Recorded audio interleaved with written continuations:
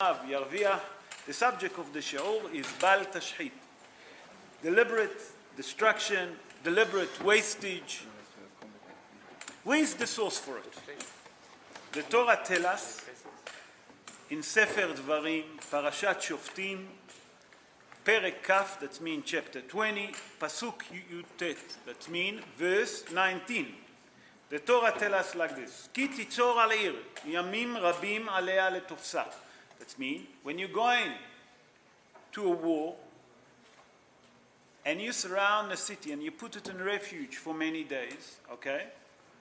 And when you manage to conquer that city or that country, you're not allowed, lo tashchit et ha'etzeah, you're not allowed to destroy the fruit tree of that country. So from here, Hazal tell us that that's a negative command to waste or to destroy.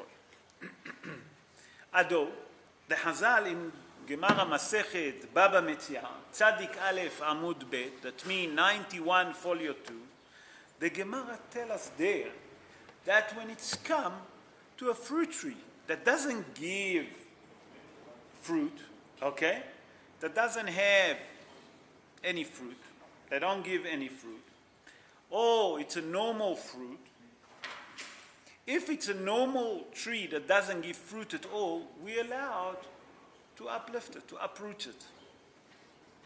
If we need to remove it for whatever reason, we can.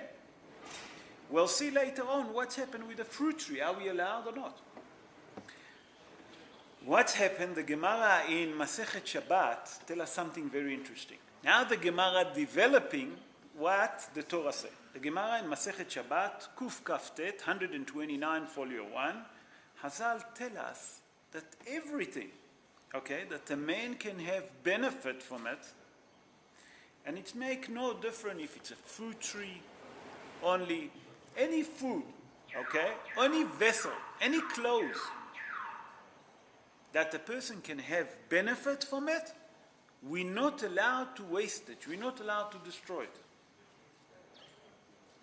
So from here we see that we have a negative command from the Torah, we have a negative command of Hazal from Gemara Masechet Shabbat, but from the other way, the Gemara in Masechet Baba Kama come and tell us that if we see that there is a tree that doesn't give fruit, we're allowed to uplift it. We're allowed to chop it down. What is the reason behind that source? Why is it so important not to waste, not to destroy? So the reason behind it is, Hazal say, it's to treat the world with dignity. What does it mean to treat the world with dignity?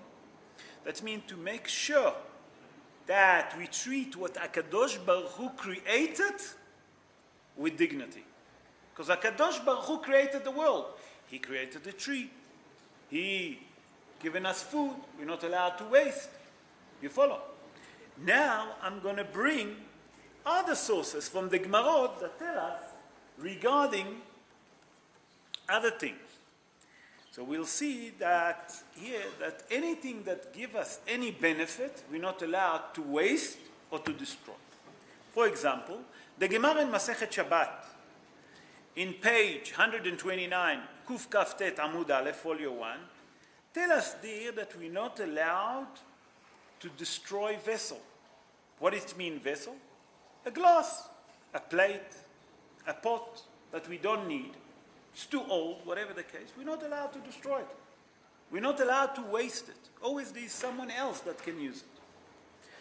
The Gemara in Masechet Shabbat, 11 pages on, in page Kuf Mem, that means 120, folio 1, tell us there that we're not allowed to waste food. Then the Gemara in Masechet Kiddushin,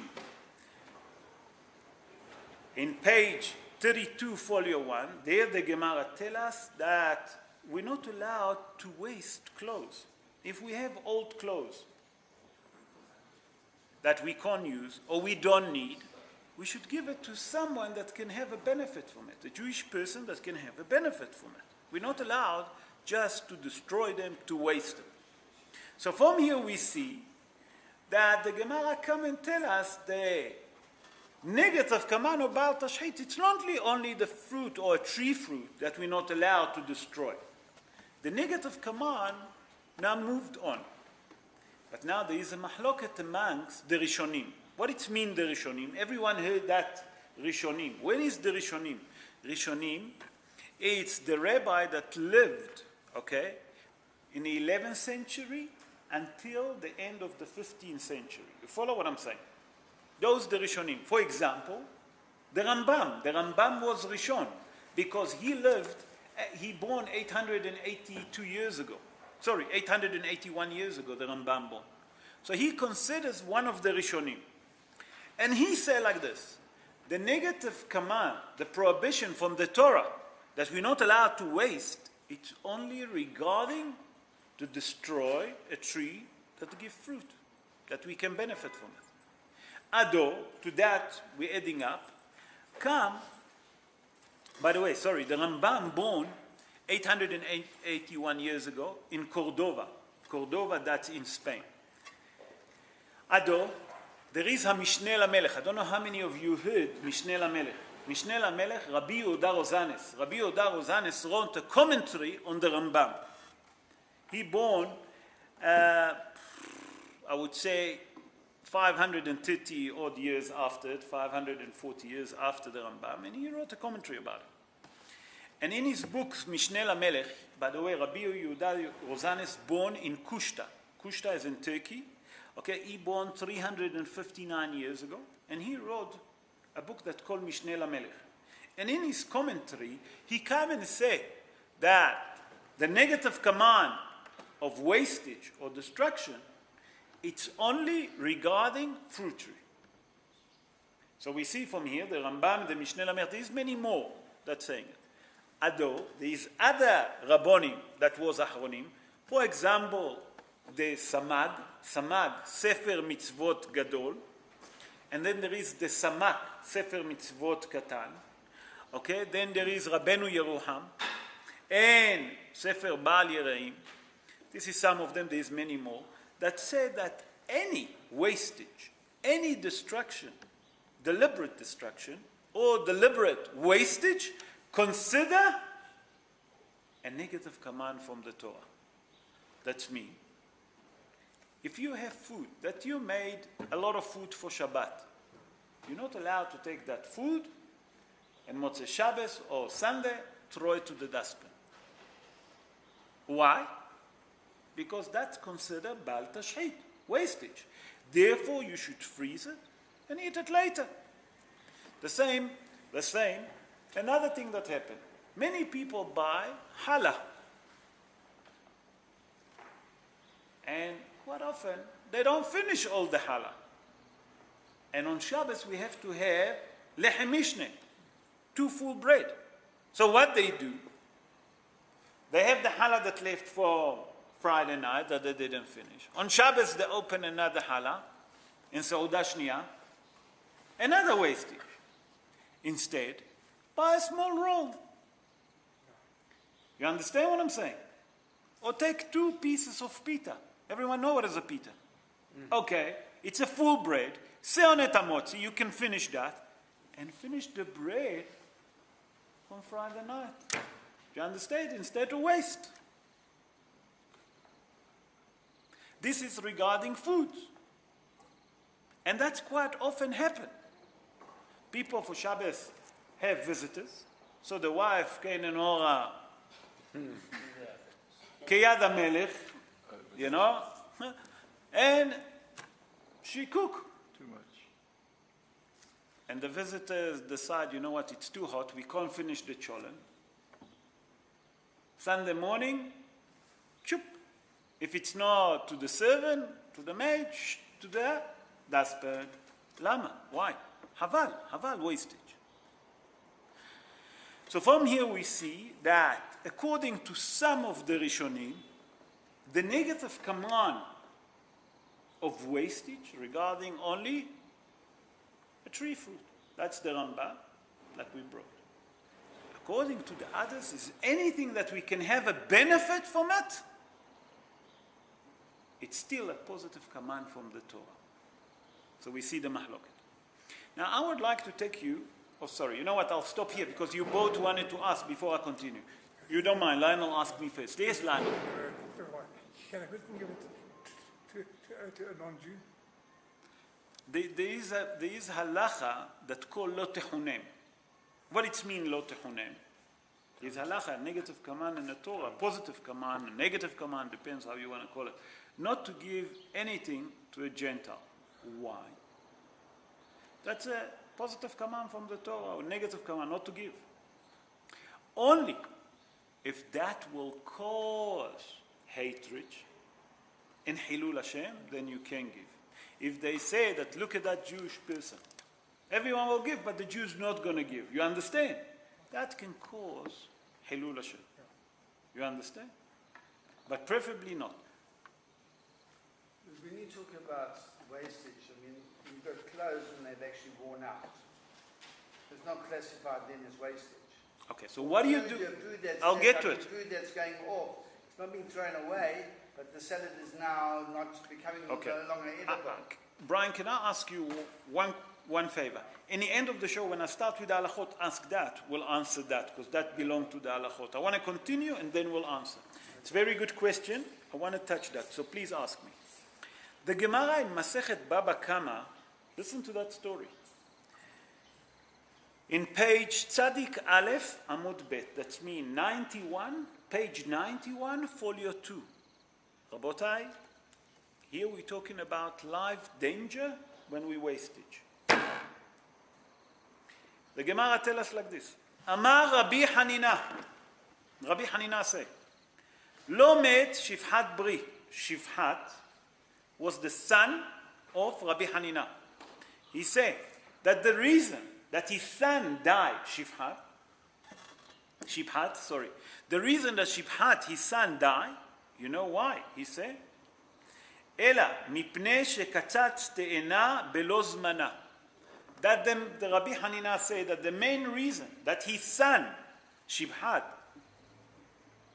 died because he chopped a tree of a fig before he died. That means that the tree still used to bring fruit, and his son gone and he chopped it. What's happened? He's been punished. A gesund. So from here we learn, Hazal tell us, that it's not only a negative command by wasting from the Torah. When you chop a tree, a fruit tree, there is a danger of life. And that you hear the musag that you say, Etz Haimi, that the life is a tree. You have to be careful when it's come to chop a fruit tree.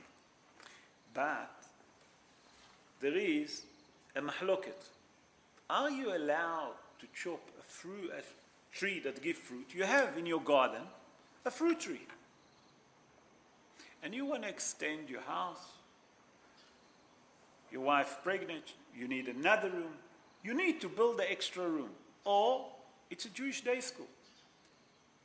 And they need to build extra classroom. And there's a fruit tree in a position where you want to build. The question becomes, are you allowed to chop it? Because there's a danger of life. It's Hayim, the life of tree. So, la'alacha we paskin, okay, like the Maran Hida, the Gaon Hida. The Gaon Hida, Rabbi Haim Yosef David Azulai, he born in Jerusalem 292 years ago. And he said like this, if you have to chop a tree, a fruit tree, to extend your house, you're allowed. You're allowed to do that. Why? Because you need the space. Preferably if you can transfer it to somewhere else, that obviously, preferably, if you can. If you can't, you can't. So he said, but preferably when you chop the tree, to do it, that the Gentiles should do it, and not the Jewish. You follow? So from here become another halacha that I saw, that they bring in. And I see that Rabbi Yosef also bring it, and many others, that when it's come, you need a new road. You need to tar a new area, a new road. Are you allowed to take fruit tree out? You understand the question? They want to extend the highway. There's too much traffic, they need to extend it. So the halacha bin pasken, because you need it, you can. You follow? Now I'm going to come to something that's applicable to all of us. You know, when there is a simcha in shul, when there is a groom, hatan, or there is hatan bar mitzvah, the custom is, when you go up to the Torah, we throw sweets. Nachon? And when he finishes Haftarah, we throw sweets. Is that allowed, or is that considered wastage? You understand? One gets wasted. So, Vampires at the bottom. so according to Brian, nothing gets wasted. But Brian, I have a news for you, and you'll see it now. You're not wrong, but I have a news for you. The only reason that we allow to throw today sweet and shul, you know why? Because they raped. In the olden days, I don't know how many of you remember, the sweet wasn't wrapped. They didn't have a wrap around them, each one individually. So when they used to throw it, not all shul have carpet. Some of them have, towels. When you throw it, they actually crashed and there's nothing left from them. So that's considered wastage. So today, Hazal said, because the poskim, not Hazal, sorry, the poskim said today, because the sweet is wrapped, have a wrap, and they're wrapped individually, when you throw it, there's no wastage. Then come the other minhag, that the custom to throw sweet is a good custom. Why? Because the poskim say that there is, when you throw the sweet, what's hiding behind it? It's that you're wishing the hatan or the hatan bar mitzvah, hatzlacha and brocha and mazel. You know what I'm saying? So there is a custom to throw it to uplift their mazel, as long that they're wrapped.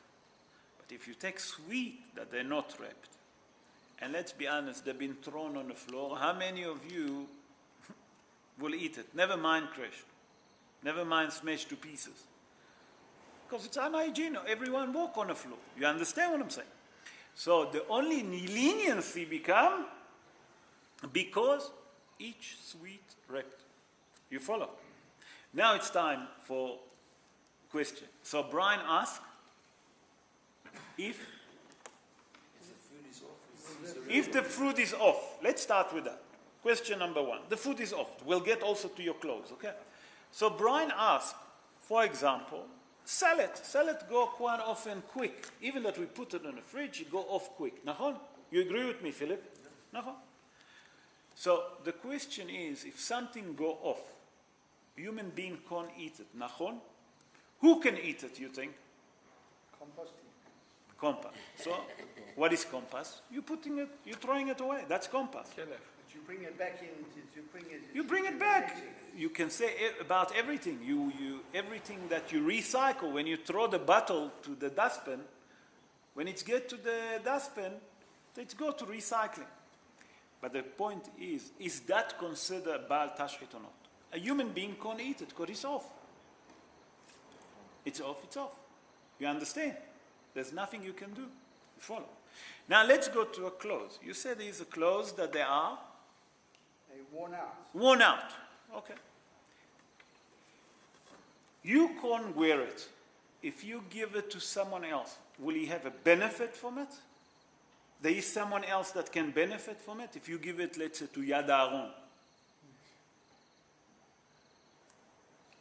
I'm asking you, I don't know how worn they are. Yeah, but I'm just saying it's almost embarrassing. So that's... if you've got a shirt and it's worn and the collar's all damaged or it's got a big hole in it over there. So that's why I ask you. Do you actually, it's almost a disgrace. So that's why I ask you. Then what did I ask you? If you think that someone else will have a benefit from it, then you give it to him. Now, quite often, that when you give clothes to Yad Aaron, I know that Yad Aaron deliver it to other people or sell it, whatever. But in general, we're talking about, let's take for example, shoes. Nothing wrong with the shoe. They become smaller. I'm talking about kids that, your son grown up and he has shoes and nothing wrong with them. I mean, we have here, I'm going to promote Brian now, our shoe seller, that quite often kids grow up, נכון? That's how you sell your shoes. Or there is quite often it's a new fashion, especially ladies, נכון, Brian? So what do? Nothing wrong with the shoes, נכון? Quite often. So you take that shoes, you give it to Philip Pierce from the Hevra Kadisha, or you give it to Yad Aaron. There's many other people that will be happy to have them because they're not so privileged to have them. But if they worn, if you take a shoes that there is a hole underneath, or a clothes like you said to me that it's completely tear, or a pants, trouser, whatever the case is. As a matter of fact, no one will wear it because it's completely finished, נכון? Then there's nothing to do with that, not considered Baal Tashri. You follow? If you want, you can give it to the gardener. I don't know if he can benefit from it. But you know what I'm saying? So that's not considered. The consider of Baal Tashri, if it's changed because fashion, this shirt is too small on you because, Baruch Hashem, you become a gesund, We grow up. That shirt, nothing wrong with that. I maybe can't have benefit from it for the simple reason that it's too small on me. I can give it to someone else. Do you understand what I'm saying? The same with the trouser. The same with the shoes. Or, let's talk about cutleries. The wife suddenly decides to change her kitchen. She have enough from the cutlery that she had. You take those cutlery, you give it to the Hev. Believe me, the Hev will find 1, 2, 3 who to distribute it. Am I right, Philip? Or clothes. In Arcadia, I'm sure that they'll take it, no? Whatever. You follow, Brian? Yes, Russell. Yeah, but on the same point, if you put a shirt that's old, you've been wearing it for 5 years, okay. There's nothing wrong with it, but there's a bit of a stain or something. The fact is, there are people that are so poor that will wear it, whether you're embarrassed or not to give it to them, if you're relevant, I would think. Okay, that's what I said to him. If I'm saying there are people that will take everything. I agree with you. So that's what I'm saying. So maybe you and me will be embarrassed to wear it. Because whatever the case is. Everyone is embarrassed to wear it. You can't be embarrassed to give it. The fact is people are still going to use it. Gesund, give it to them. Why not? As long that someone can have a benefit from it. You know what I'm saying? Now, let me explain to you what we spoke about the fashion, like I said to Brian. When a woman decides to change her shoes, nothing wrong with the heel. Nothing wrong with the sole. She's embarrassed to wear it because the fashion changed. Nahon, Brian? Honestly. So it's not because something wrong with the clothes. You follow, Russell? It's just she's embarrassed because now it's a new fashion. You've got a shirt that you've been wearing for 10 years, so maybe the collar's a bit frayed, so you want to get a new shirt. Okay. So therefore... Is Chaim Yankel will wear it? Yes. So give it. You can't throw it. That's considered Baal Tashri. Because if I know that someone else will have a benefit from it, Rabotai, we're not allowed to throw it. You follow what I'm saying? Especially, you know when does it happen? It's happened in factories. It's happened in factories. It's happened a lot in factories. Because quite often, I have a friend, like I mentioned to you earlier. His jobs, he have a contract with Edcom. He go and clean them up every end of the season. Nothing wrong with what he get. But the season is finished. Brian supply Edcom, the group of Edcom. Nahon. What they do, it's finished that season. They don't want it, Edcom. So they come to Russell. Russell, you have a contract with me. You take all what I have. And he distributed after that to all of his other suppliers.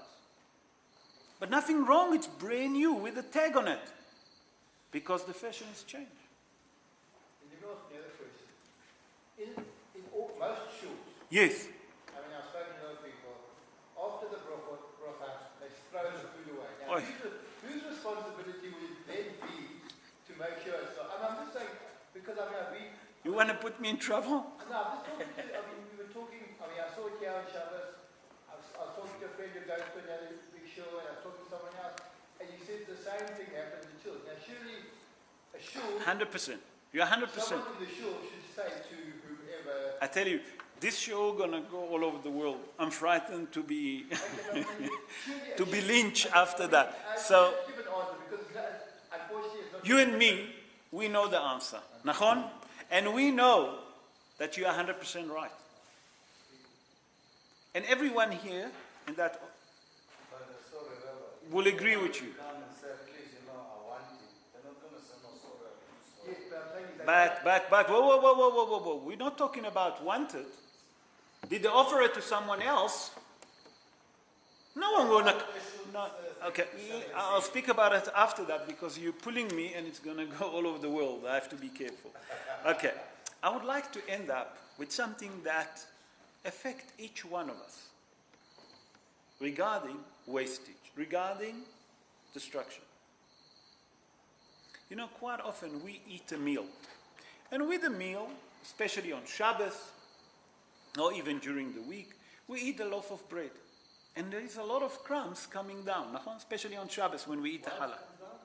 When we eat bread, lehem, nishar arbe perurim, left a lot of crumbs. What to do with that? Are we supposed to sweep it and to throw it? What should we suppose? So Rabbi Haim Palagi, listen to that. Why I'm bringing it? Because it's affecting each one of us individually. Rabbi Haim Palagi, that born 228 years ago in a city of Izmir. Izmir is again in Turkey. He says that the bread that left on a table from Shabbos, quite often we have pieces that the children didn't finish, or one of the visitors didn't finish, or the crumbs. We should pick them up on Shabbos, put it aside, and Motzei Shabbos, or Sunday, we should give it to a bird, to give it to someone that can benefit from it. And the bread that left from Shabbos, not to throw it if it's alone. I'm not talking about small pieces. I'm talking about a decent piece. You can make from it a toast. You can make from it an egg. You put it with egg, you cook it. There's many ways to use it. Or to dry it and then grind it and to use it over the schnitzel. And if it's crumbs, to give it to the birds. Why can't you do it on Shabbos? Because you're not allowed to feed birds, animals that not belong to you on Shabbos. Only one Shabbat we're allowed to do it, Shabbat Shira. Remember we spoke about it in our Sha'or in Parashat HaShavua, that we say that when we're talking about Shabbat Shira, what's happened there? That Datan and Aviram, the HaKadosh Baruch Hu said to them, the men are going to fall only on a Friday, enough for you for Friday and Shabbos. Nachon.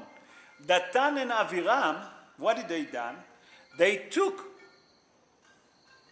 the man that they had from Friday and they put it on Saturday morning early. Saturday morning early to show that Has v'Shalom, HaKadosh Baruch Hu brought man on Shabbat. To contradict what Moshe Rabbeinu said, that's what HaKadosh Baruch Hu told Moshe Rabbeinu. So from here, the bread, it completely took me off the focus. The birds came and eat the manna that Datan and Aviram put outside. So Hazal teach us, our sages tell us, in that merit we allowed to feed the birds on Shabbat Shira. You follow? Okay. So what to do with the bread? Rabbi Haim Palagi said that you should keep it, don't throw it. Why? Listen to that. It's remedy. Zgula. Leshmira. What it means, shmira? For protection. A person that doesn't waste his bread and not waste his crumb, there is a remedy for protection, has v'shalom, if evil thing happen. Not only that, it protects you from poverty, to protect us from poverty. And I would like to conclude with a story that the Gemara brings, that Hazal tell us. Hazal tell us a story. Listen to that story. It's brought to the Midrash. So, Hazal say, a person that was eating his lunch, and he had a loaf of bread, and crumbs fell on the ground. And the Satan was sitting and saying, I'm going to punish that man. Why? For wasting the crumb.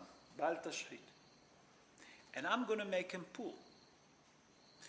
And the end of the meal, that person said Birkat Hamazon, and then he picked up all the crumbs from the ground and put it aside nicely. And Hazal said that the Satan say that he couldn't put that man to poverty. So from here we learn that the crumbs of the bread that we're eating, we have to be very careful with that. That has v'shalom, if a person that's not careful about it, it can bring to poverty. And Be'ezrat Hashem, now that we know the little bit that we have in those 25 minutes, half an hour, with the limit time that regarding Baal Tashchit, if we not going to waste, try not to waste, try not to destroy things that not necessary. And there's one more thing that I forgot to mention. You know, there's people that hunt for fun. I'm sure that you hear about it. There's hunting for fun. That's considered Baal Tashchit. Never mind Tsar Ba'alei Haim. If you need to shechten to eat, you know what I'm saying? But when it's come that people go to the safari and shoot for fun, shoot the lion, to say I shot the lion, well, what are you getting from it? You understand what I'm saying? That's also considered Baal Tashchit, besides Tsar Ba'alei Haim. And Be'ezrat Hashem, now that we know a little bit about the law of Baal Tashchit, if we keep them and we'll stick to them, HaKadosh Baruch Hu, please God, will protect us and keep us away that the Satan can't criticize against us and will send us Mashiach Tzidkenu b'mehera be'amenu, amen, ken yeh ratzon.